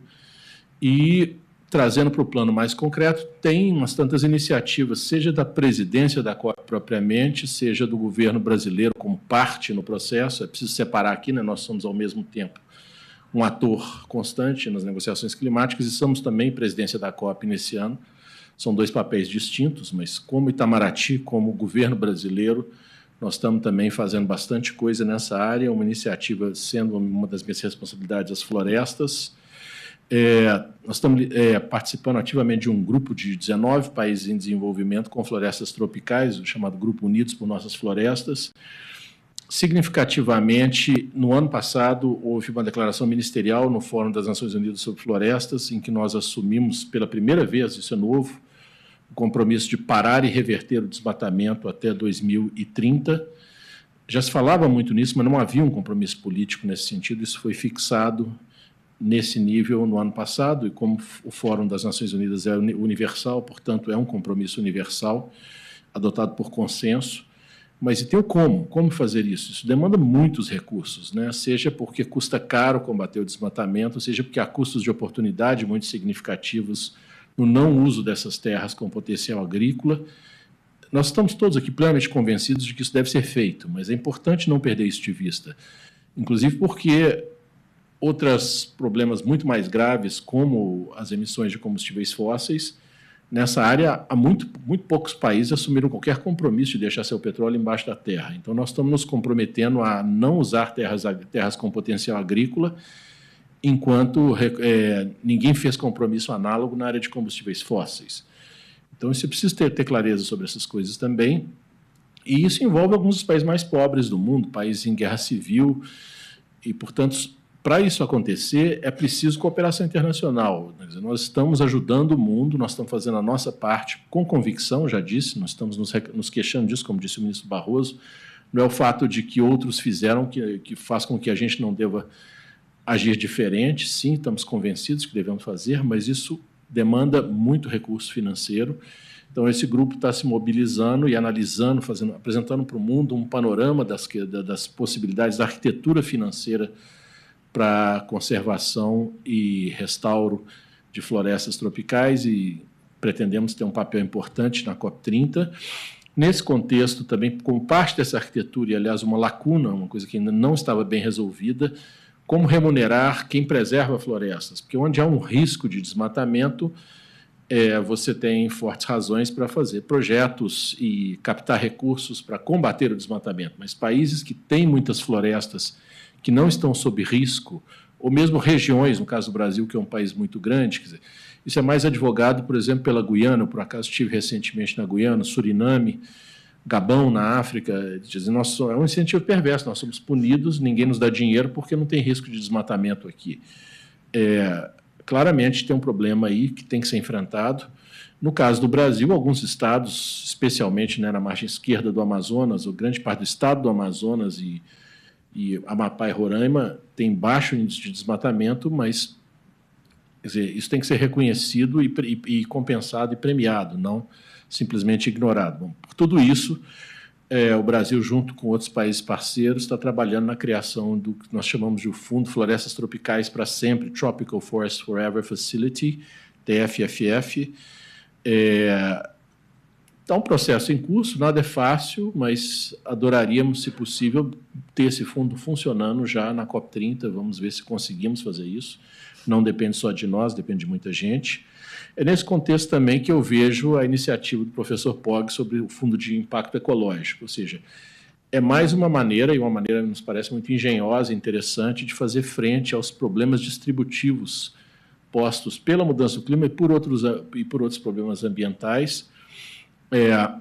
Uma coisa numa escala grande, né? Porque nós precisamos de escala, toda iniciativa é bem-vinda, mas, dado o tamanho do problema da mudança do clima, nós precisamos de coisas em grandes escalas, tecnologias-chave, estratégicas. O problema, a tecnologia das termoelétricas ultra-supercríticas, né? Situações desse tipo, coisas que afetam emissões de milhões de toneladas de gás carbônico. É nessa escala que nós temos que trabalhar. Então, nos parece também uma iniciativa muito oportuna e vai na mesma direção. Como pergunta final, como provocação, eu gostaria de perguntar ou saber a sua opinião. Tenho a impressão de que, por ser um fundo muito focado em tecnologia, ele é, sobretudo, importante na área de mudança do clima. Outros problemas ambientais envolvem tecnologias muito significativas também, saneamento, plásticos, mesmo biodiversidade, mas me parece um fundo particularmente bem talhado para a questão da mudança do clima. Então, isso fica como a minha pergunta, se você concorda com essa ideia. Obrigado.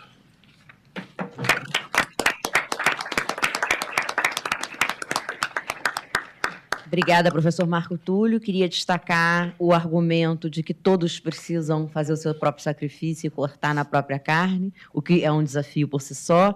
O desafio de buscar uma arquitetura financeira eficaz para o restauro das florestas e o questionamento sobre o alcance do Fundo de Impacto Ecológico, se seria um fundo mais focado em tecnologia e se, eventualmente, também poderia contribuir para o enfrentamento do problema de restauração das florestas.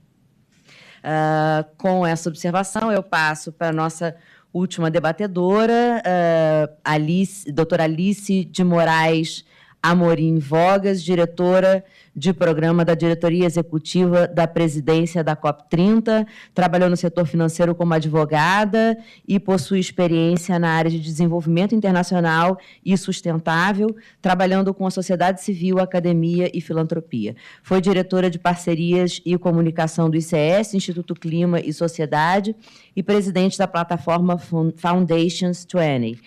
Também coordenou o Programa de Política e Engajamento Climático do ICS, foi líder sênior de clima na WINGS, coordenou o Movimento Global Filantropia para o Clima e passou um ano como Humboldt Chancellor Fellow, trabalhando com a deputada Lisa Badum, do Partido Verde, no Parlamento Alemão. Esse é o título mais importante dela. Ela é formada em Direito pela Universidade do Estado do Rio de Janeiro e sua ex-aluna em Direito Constitucional. Além disso, possui mestrado em Economia Política do Desenvolvimento Tardio pela London School of Economics. Professora Alice, com a palavra. Muito obrigada, Patrícia. Bom dia, boa tarde a todas e todos. É um prazer para mim muito grande estar aqui. Confesso, ministro Barroso, que me deu uma nostalgia do 7º andar muito grande ouvi-lo. Foi um prazer muito grande. Então, professor Thomas, Marco Túlio, Alessandra, colegas, parceiros nessa luta da agenda climática, nessa caminhada longa que a gente tem traçado aí nos últimos no meu caso, nos últimos quase 30 anos. Bom, depois de ter ouvido tantas perspectivas e olhares, eu acho que me cabe aqui trazer para vocês um pouco uma noção de como que isso tudo se relaciona com a COP30, né? Que o Brasil está hospedando esse ano. Esse processo, que é um processo tão complexo, mas tão poderoso ao mesmo tempo, para instigar mudanças de comportamento e transformações na forma como nós lidamos tanto com recursos financeiros quanto com processos políticos, processos legislativos e também com a rediscussão da qualidade da democracia que nós estamos construindo em várias partes do mundo e como a agenda climática faz parte disso. Para quem não acompanha as COPs ou as conferências das partes, né, da Convenção de Clima, esse processo começa no Rio de Janeiro, né, em 1992, na qual surgem as 3 convenções, os 3 processos marcos do arcabouço ambiental internacional, e os 3 processos, um que foca na agenda de biodiversidade, outro na Convenção de Desertificação e o terceiro da mudança do clima, seguem trajetórias bastante diferentes e paralelas ao longo dessas décadas.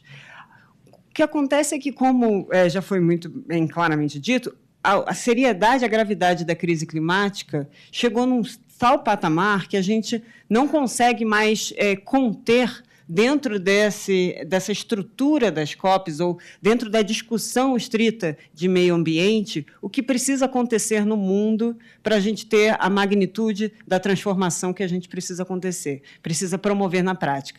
Por que isso? Primeiro, porque a gente não acelerou nosso ritmo de mitigação, né, de redução dos gases de efeito estufa na velocidade necessária, como previsto em 1992. Segundo, porque a gente já está num momento de impactos em que a gente precisa falar sobre adaptação. A gente precisa falar, e eu acho que foi uma palavra que talvez tenha faltado aqui no diálogo agora, que é trabalhar a resiliência, né, das comunidades, a resiliência dos sistemas, das instituições, a resiliência das cadeias de valores globais para lidar com esses impactos que já estão colocados no dia a dia, no noticiário. A grande parte da população no mundo hoje entende a mudança do clima a partir do preço da inflação dos alimentos, a partir dos desastres ambientais, não dessa construção de políticas públicas e de um olhar de médio prazo, e a gente precisa trabalhar isso em outro patamar, do ponto de vista da didática que nós adotamos, seja nos processos legislativos, seja na forma como a imprensa dialoga, seja na universidade, nas universidades como um todo, da maneira como a mudança do clima se incorpora, digamos assim, nos mais diversos saberes que são necessários para a gente lidar com essa crise, que é uma crise institucional, comportamental e econômica.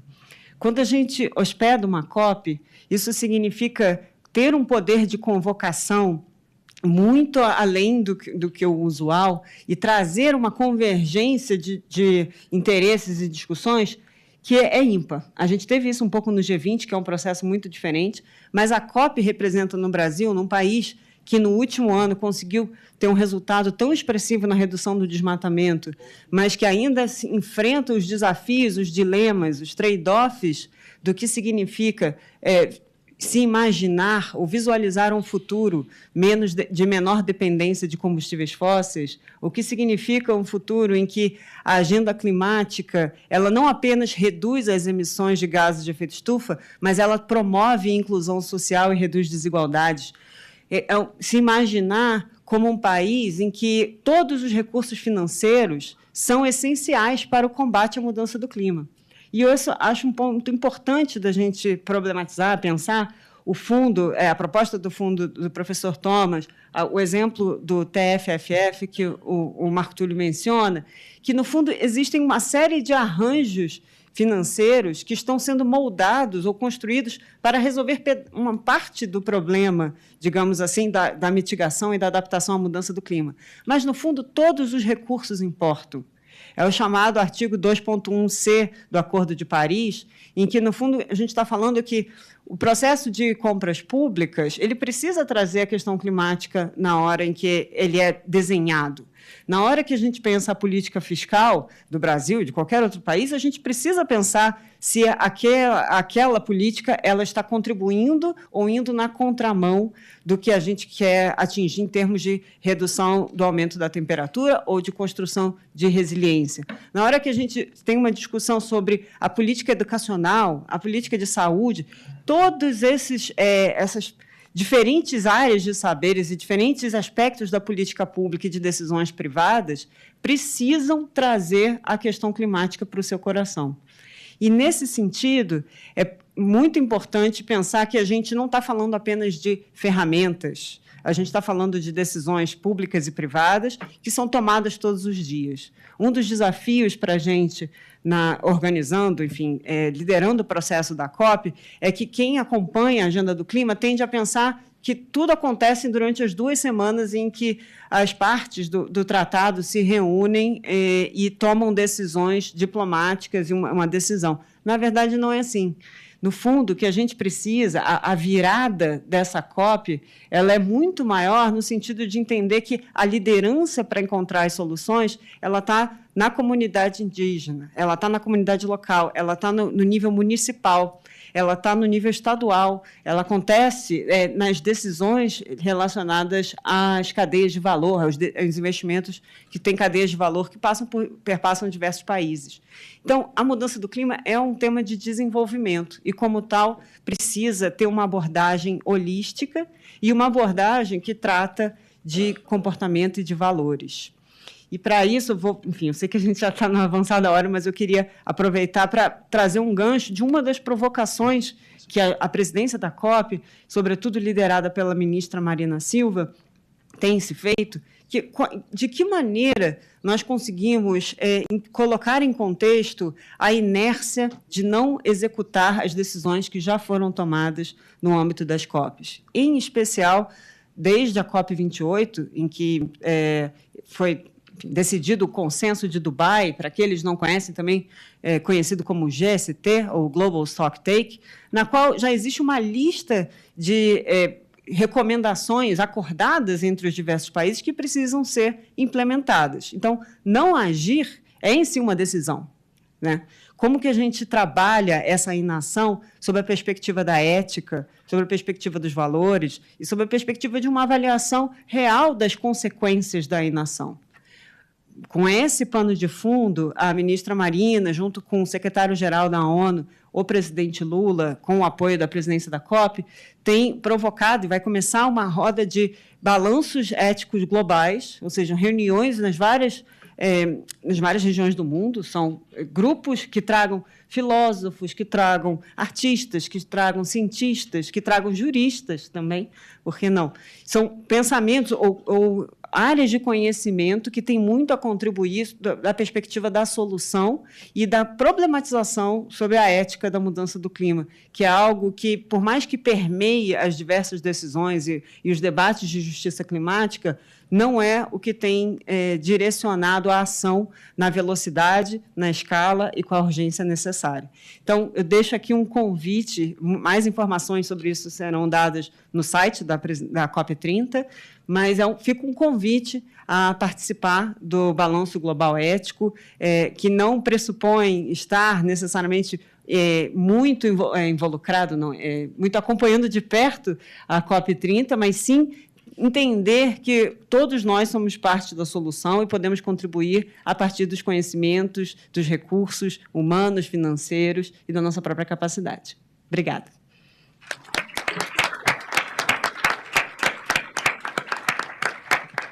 Obrigada, professora.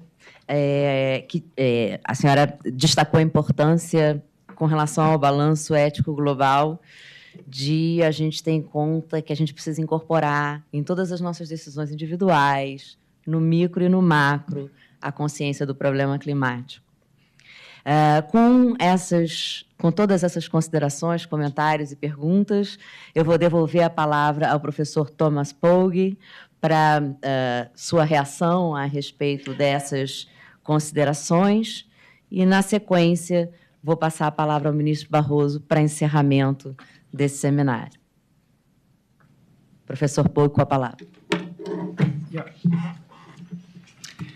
Good. I will be very brief. Eu vou ser muito breve. Eu só queria dizer que foi fantástico de ter esses comentários complementares sobre o que eu tenho para falar sobre o fundo ecológico e a parte filosófica também, e coisas que eu diria se a gente tivesse numa configuração mais filosófica. Então, eu tive uma inversão de papéis. Eu estava sendo economista e ele estava sendo filósofo, com pontos muito importantes. E eu só gostaria de dizer mais uma coisa para vocês, que eu acho que é muito importante. E você falou sobre o atraso, e todos nós falamos sobre o atraso. E por que os seres humanos não estão acordando para esse tema? Quão estúpido que a gente pode ser? A gente vê o problema aumentando cada vez mais e a gente não está fazendo o que a gente tem que fazer. Será que é inércia só? Ou será que a gente é todo mundo muito burro? Mas tem uma coisa que tem um papel muito importante. E é que o combustível fóssil que está abaixo da Terra, as reservas de combustíveis fósseis, elas valem 500 trilhões de dólares. Gás, óleo e carvão. 500 trilhões de dólares, que é 5 vezes o PIB global. É uma quantidade absurda. Esses recursos têm donos que são governos, corporações, indivíduos, e esses donos, eles estão todos do nosso lado. Eles entendem que as mudanças climáticas precisam ser combatidas e esses recursos precisam ficar debaixo da terra, mas eles também têm uma preocupação. Eles falam, os meus recursos não. Os meus recursos não têm que ficar embaixo da terra. Os meus recursos têm que ser utilizados. E é por isso que eles se aproveitam da influência política, especialmente em países como os Estados Unidos, onde a política está à venda e as contribuições privadas têm uma fatia muito grande do mercado. Então, existe uma luta contra o progresso que a gente tem que fazer, que vem dos próprios donos desses combustíveis fósseis. E eu vejo o embaixador da Noruega, mas até a Noruega, que pode ser o país mais legal do mundo, mais bonitinho, mas até vocês ainda estão aí retirando um óleo antes que seja tarde demais, e vamos usar um pouquinho aqui. Então, isso é um problema muito grande. Eu acho que a gente tem que enumerar esses problemas, nomear eles, e não é que a humanidade é muito burra, é que a influência política é usada contra a solução desse problema, por pessoas que descaradamente querem que os seus combustíveis fósseis sejam utilizados. E isso é uma reminiscência do problema da escravidão. A mesma coisa aconteceu com a escravidão. O dono do escravo falou, tem que acabar, não é legal, mas os meus escravos, eu não quero abrir mão dos meus, não. Sem algum tipo de compensação. E no final a compensação foi paga. O Reino Unido pagou um valor absurdo para os donos de escravos. E muitas famílias na Inglaterra hoje em dia estão vivendo das fortunas que eles fizeram naquela época. E não tem muitos anos desde que os Estados Unidos pagou do dinheiro que eles pegaram emprestado para pagar os honorários da abolição da escravidão. Ninguém consegue ganhar isso sozinho, a gente tem que ganhar isso de uma forma política, e isso me traz de volta para o seu discurso, Barroso, quando você fala por que o judiciário tem que se engajar, por que é legítimo que o judiciário se engaje. E, em adição a esses temas que você falou, de proteger as crianças e as gerações futuras, tem uma razão adicional, e é que o processo político, nesse assunto, ele não é muito confiável, porque ele permite essa influência externa dos ricos.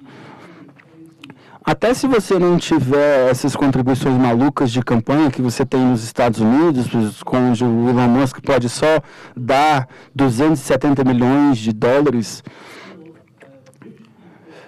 ainda assim, pessoas podem influenciar politicamente. Donos de combustível fóssil pode ter uma influência política. Qualquer influência política, direta ou indiretamente, eles podem decidir investir ou não investir e fortalecer ou não governos e formas que eles têm de influenciar nesse processo.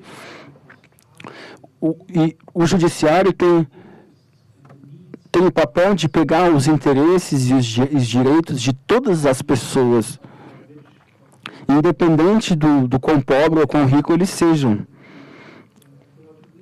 E aí a gente tem algo em comum com o Fundo de Impacto Ecológico.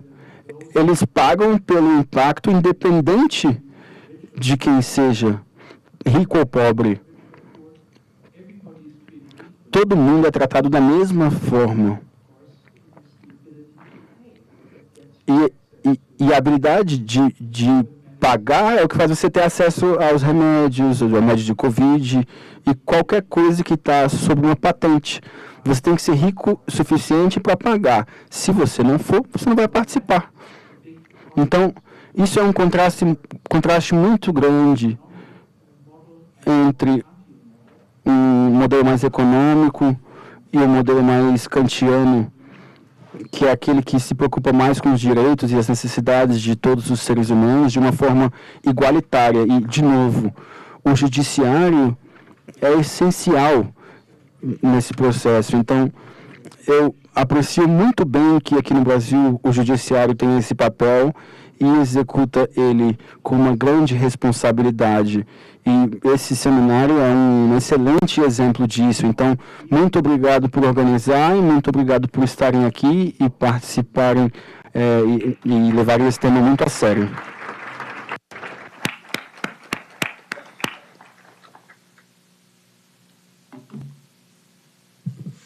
Muito bem.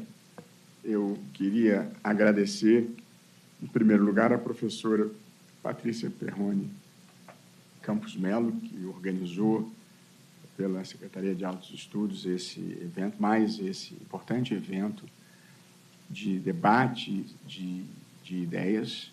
Queria agradecer, por evidente, ao professor Thomas Poe, que tem viajado pelo Brasil para expor essas suas ideias e, como eu disse, a questão do financiamento do enfrentamento à mudança climática, à transição energética e à inovação com energias verdes é um dos grandes temas e uma das grandes dificuldades que nós enfrentamos, de modo que é especialmente importante uma pessoa como ele, que tem compromissos, como eu disse anteriormente, com valores importantes de enfrentamento à pobreza e a má distribuição da justiça climática pelo mundo. É muito importante uma pessoa como ele estar pensando mecanismos para nós podermos financiar essa, em última análise, transição energética, que é um dos capítulos importantes do enfrentamento ao problema. Queria agradecer muito à professora doutora Alessandra Lemming, que esteve aqui entre nós, por ter se deslocado lá do Rio Grande do Sul, que foi, professor, o Estado brasileiro, até agora, que mais sofreu com eventos climáticos extremos, uma situação de grande calamidade vivida no ano passado. Queria agradecer ao diplomata Marco Túlio Scarpelli Cabral por compartilhar as suas ideias e à professora Alice de Moraes Amorim Vogas, que eu tenho o prazer de reencontrar e de poder apreciar e admirar o seu sucesso e a sua dedicação a essa que, como eu disse e outros compartilham a ideia, é a questão definidora do nosso tempo, uma das questões definidoras do nosso tempo. E agradecer, por evidente, a presença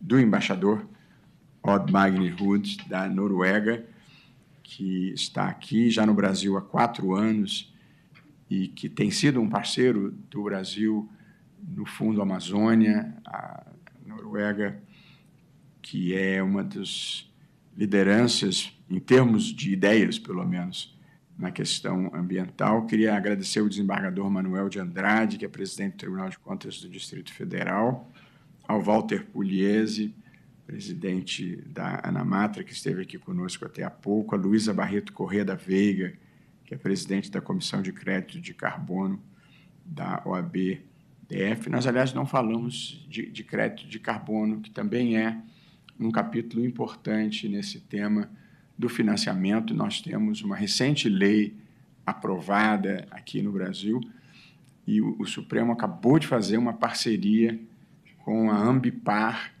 que é uma importante empresa que comercializa crédito de carbono.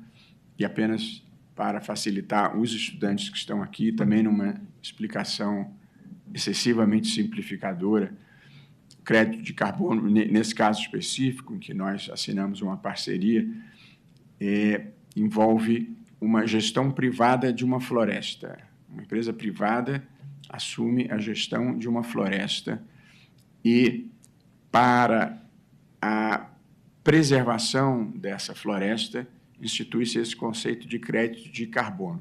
A cada tonelada de carbono vale um crédito.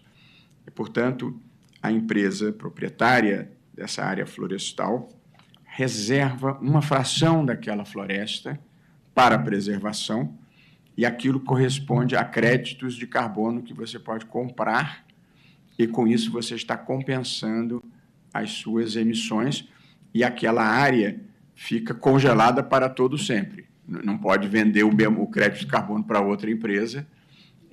Portanto, é um mecanismo que associa preservação florestal com recebimento de recursos. Acho que eu expliquei um pouco simples demais, mas essa é a ideia. Você ganha créditos por preservar e pode vender esses créditos. No nosso caso, eles não venderam, eles doaram, mas melhor assim.